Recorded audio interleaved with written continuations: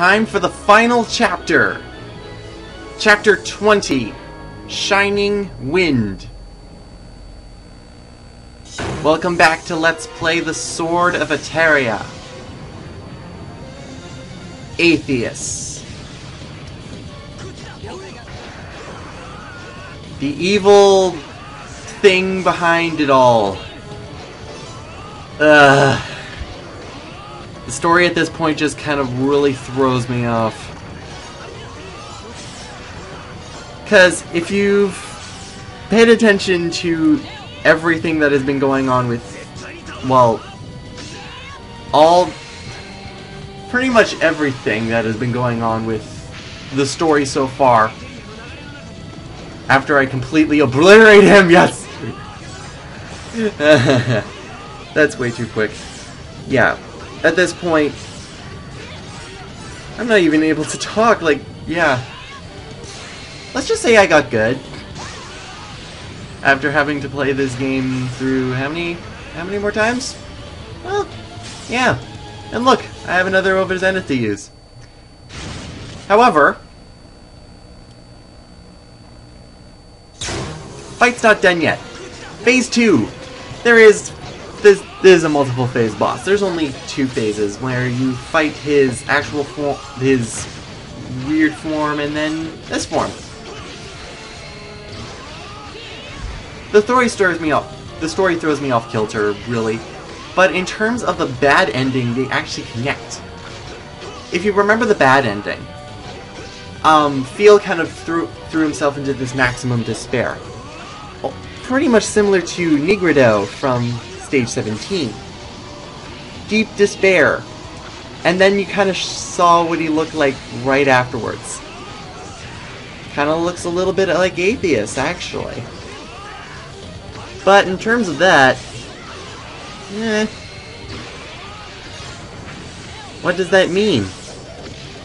Well, there is an explanation, but it's not directly driven to the story. Now this guy has a lot of HP. And I shouldn't say HP, I should say life. Like, because he is the only enemy so far in the game, and then, yes, I have to play this, like, a couple of times. In order to get the happy ending, I believe you have to get, like, you have to do everything well. You have to do it on a hard mode. The hardest difficulty. You have to use armor in every single battle. That means finding pretty much all of the blue Etheria and getting an pretty much getting an S rank on everything. Then you can get the actual happy ending.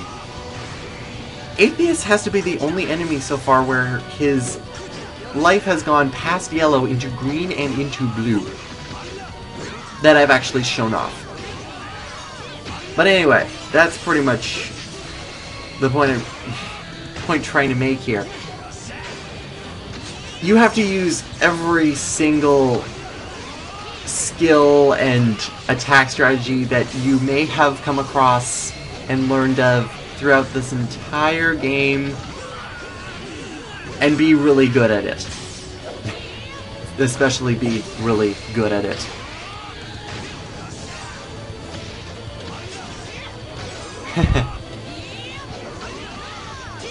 Like I said before, the story really throws me off kilter because if you've been paying attention, the gods come from pretty much another world. They're aliens! Hoorah! What? Yep, so we're pretty much facing aliens at this point. And Atheus being the completely opposite alien to everybody else, he completely hates the gods. Apparently the gods are jerks and he's the bigger jerk. So you fight him for saving the world from complete chaos, and everybody's alive, so that's fine too.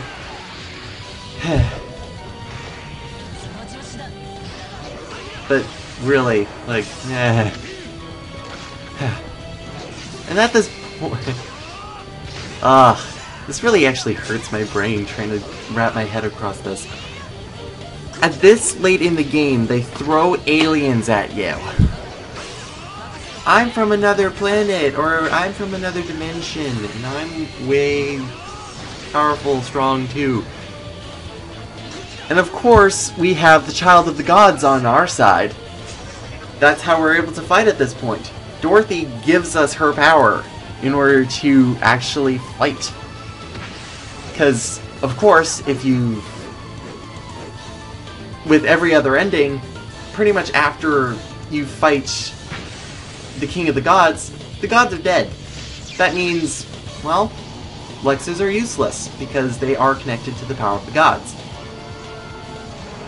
But yeah, we have the Child of the Gods, so that counts, I suppose. But fine, whatever. Now there is one thing I want to talk about that it doesn't have anything to do with, well, this chapter, before it actually ends. And that is the 35th Platoon. I might as well get this out of the way while I still can. And that is why I'm not doing the 35th Platoon. It's a nice concept. The only thing is that it's really short, non-plot driven, kind of uninteresting, and it's a good idea, but it wasn't pulled off very well in my perspective. Pretty much what you're doing is you're playing as a group of Volo. You get to control the Volos. You get to control Volo and Bellator, Tessera, what have you. And you're fighting the clones. You're fighting Sidolus, the end of chapter 10. Now, after you fight this battle and actually figure out what you have to do, that's pretty much the end of the side chapter. Afterwards, it's random story. The little monsters are happy that the traitors are defeated because they thought they were the traitors. However, it's just a training session because they were clones. The 35th Platoon, the one you control, are then told to join up with the 3rd Division. However, then they join up with the 4th Division because of an unknown enemy, aka Atheus.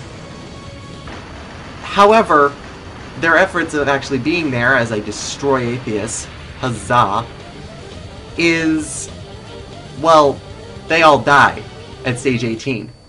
And the 35th Platoon kind of dies. And then the group comes in. That's the 35th Platoon in a nutshell. And there's the original Oz symbol if you were wondering. But wait! Wait, everything's exploding. This isn't supposed to happen. We get... well... time for the proper credit sequence. With the song that you connect to this game with. Poluftsian dances and chorus. So yes, that is actually all of the endings. And the end of the story mode. There is still more to come. I will be showing off the the one chapter I choose for Dorothy's Great Adventure, and I'm also showing off another side chapter, which I haven't actually said about. It's gonna be a fun chapter, believe you me. But anyway, overall, the game in a nutshell. This game is actually really, really good. I have a lot of different problems with it, I do, but overall it is a very interesting game. Graphics for the PS2 at the time, this was, like I said, the end of the PS2 era. They did a lot of stuff that the PS2 almost couldn't do itself, and kind of pulled it off. If you notice what it is, well, good job for you. A lot of it was actually in the end, one of the endings, where there was wind blowing and, well, they were trying to do the hair very well. Well, they did the best they could. But the fact is, the graphics are really good. You may be seeing this through a video, but if you're playing the actual game itself, you'll really see how well it is done. Music, fantastic. Michiru Yamane is fantastic composer for this game. All of the music fits in with every place that it's put. I may have some problems with some different tracks, like in the bad ending, playing with,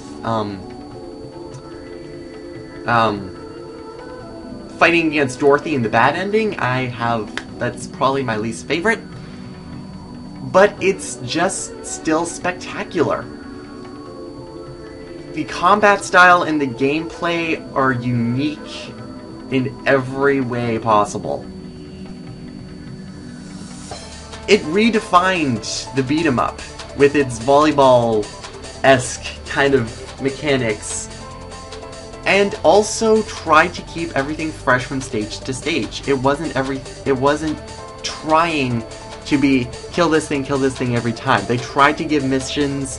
They tried to make it so, like, in order to actually get past enemies, you actually had to pay attention to what you were actually fighting.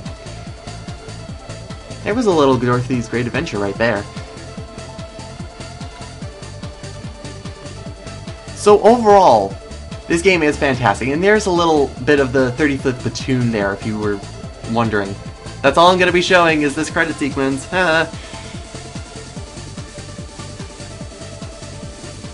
And yeah, all these costumes, not showing them off. I don't think I've shown off all of, or unlocked any, like, a lot of the costumes, actually. I had, like, the schoolgirl outfit, and Feels normal clothing, and I think the chicken hat. But not like it really matters, because they were all aesthetic ploys. They could have done a lot of things better in terms of, items, because that was my major plug. Items and elemental abilities.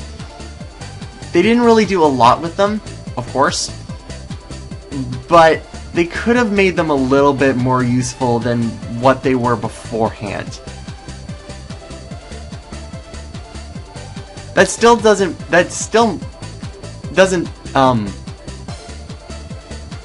change the fact that this is a really interesting game to play. I'm glad I picked it up. Oh, if you were wondering what happened at the end, well, here's the end for you. Yeah, the castle explodes and everybody goes on a grassy plain. Okay. Yep, we all live happily ever after.